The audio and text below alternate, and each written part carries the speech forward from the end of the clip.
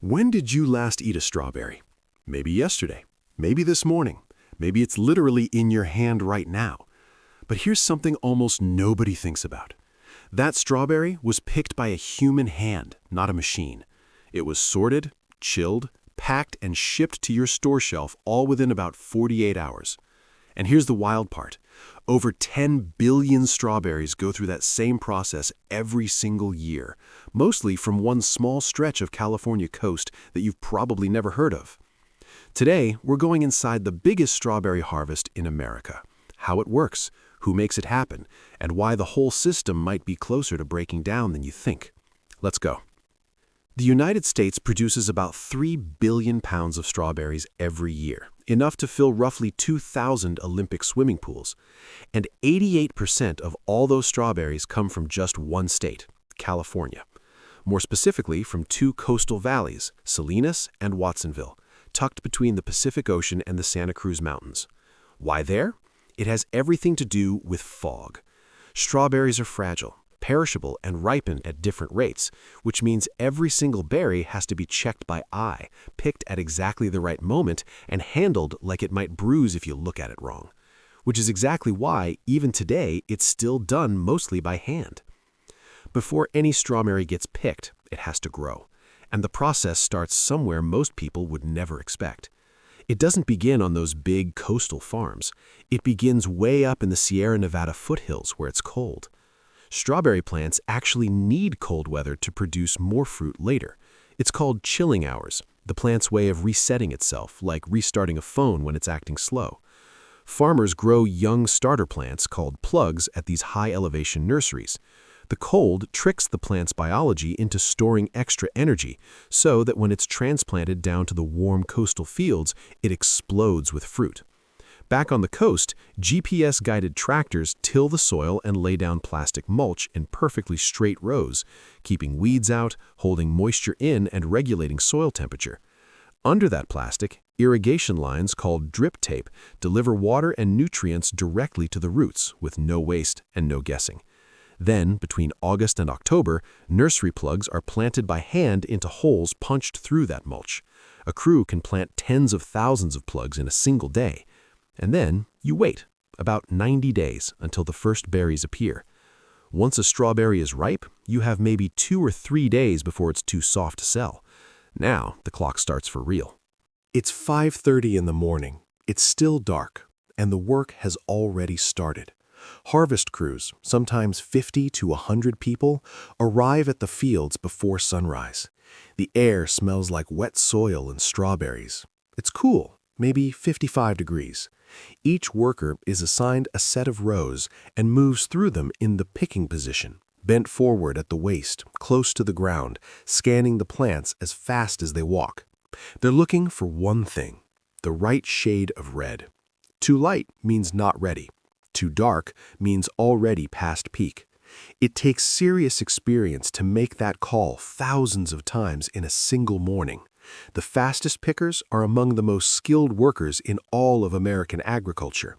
A top picker can fill a flat of 8 pints in under 12 minutes, and over a full day, the best workers pick 35 to 40 flats. That's over 300 pints of strawberries by one person in one day. As pickers fill each flat, supervisors, called mayordomos, walk the rows checking quality. Any berry that's too small, misshapen, or soft gets pulled.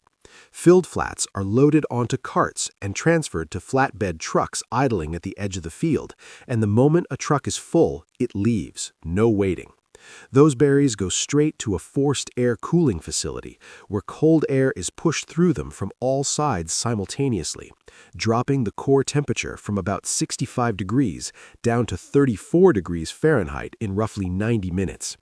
Every degree of warmth is time the berry is aging, and cooling fast is the single most important thing you can do to extend shelf life. From there, the supply chain takes over, and it moves fast. While the berries cool, workers are packing and labeling. The pints you see in stores are assembled right at the cooling facility. Filled flats are then loaded into refrigerated semi-trucks, called reefers, that maintain a constant 34 degrees the entire journey. Within 24 hours of being picked, those trucks are on the highway, heading to distribution centers in Los Angeles, Phoenix, Chicago, or even New York. Some loads go on planes. At the distribution centers, berries are inspected again, resorted, and dispatched to individual stores. By hour 36 to 48, they're in the produce aisle. Someone puts them in their cart and probably doesn't think twice. The whole journey, coast to coast, in roughly 2 days, one of the most precisely timed logistics operations in the entire food industry. But here's the part of the story that doesn't usually make it onto the packaging. The people who pick these berries are overwhelmingly immigrant farm workers, many from Mexico and Central America, some on H-2A temporary visas, many from families who have worked these same farms for generations.